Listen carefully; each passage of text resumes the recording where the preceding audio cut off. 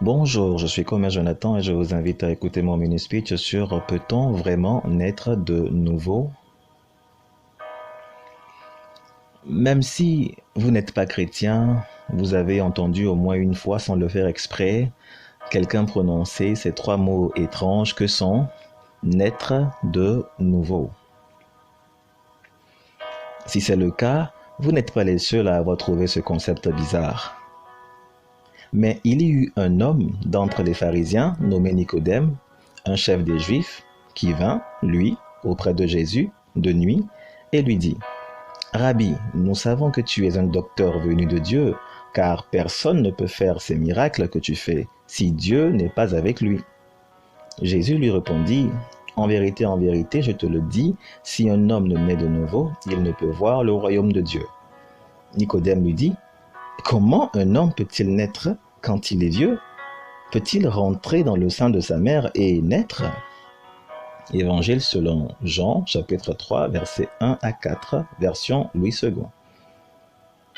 Ce que je viens de vous lire, c'est la portion de la Bible où un dénommé Nicodème, qui avait beaucoup de respect pour Jésus, lui a quand même dit, écoute Jésus, j'ai beaucoup de respect pour toi, mais il faut reconnaître que tu dis souvent des choses qui n'ont pas de sens. Bien, arrêtons-nous là un moment et écoutez-moi. Ce n'est pas parce que vous ne comprenez pas quelque chose que ça n'a pas de sens. Vous ne vous prenez pas pour le centre du monde, j'espère. Ok, Jésus venait de dire à Nicodème que si ce dernier voulait être comme lui, c'est-à-dire un homme surnaturel, il lui fallait naître une deuxième fois. Et quand on voit la réaction de Nicodème, on comprend qu'il n'a vraiment rien saisi du message de Jésus. En effet, j'ai l'impression que pour Nicodème, les bébés ont plus de chances de retourner dans le ventre de leur mère que les personnes adultes.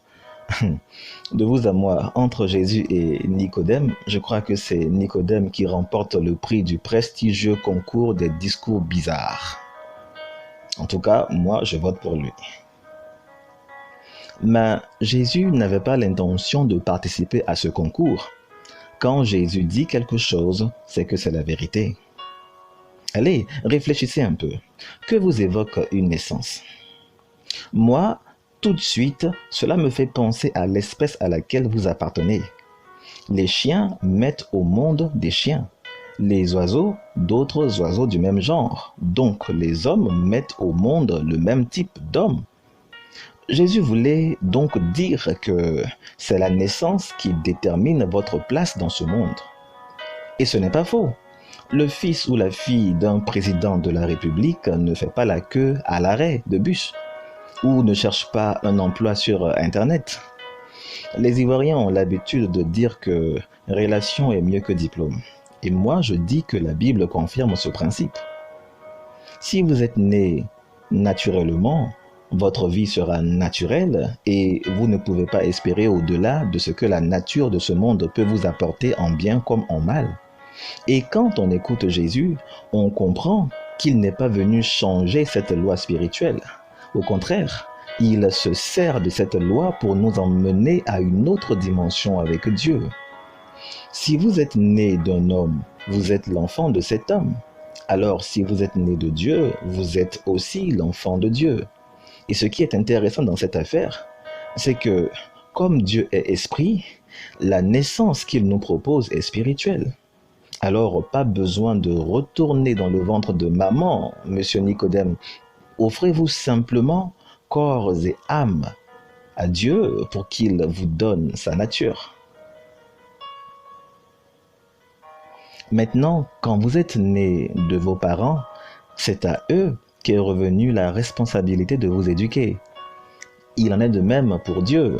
Quand vous naissez de lui, il devient responsable de votre éducation dans le monde du surnaturel. Et il fera tout ce qui est en son pouvoir pour vous emmener à la maturité spirituelle. C'est pourquoi les enfants de Dieu ne pêchent pas. Nous le savons, tous ceux qui sont enfants de Dieu ne commettent plus de péché. En effet, le Fils de Dieu les protège et le mauvais ne peut pas les toucher. Première épître de Jean, chapitre 5, verset 18, version Parole de vie.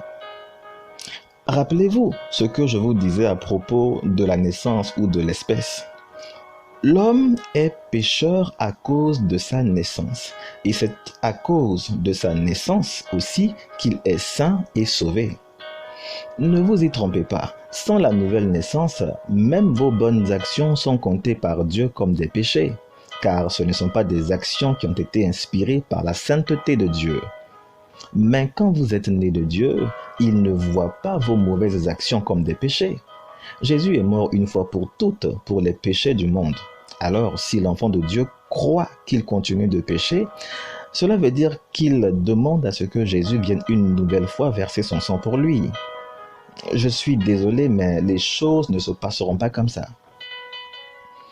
Pour Dieu, vous êtes son enfant, quoi que vous fassiez comme bêtise, parce qu'il est de sa responsabilité de vous éduquer. Des parents humains peuvent échouer dans l'éducation de leurs enfants, mais Dieu, lui, n'échouera pas avec vous.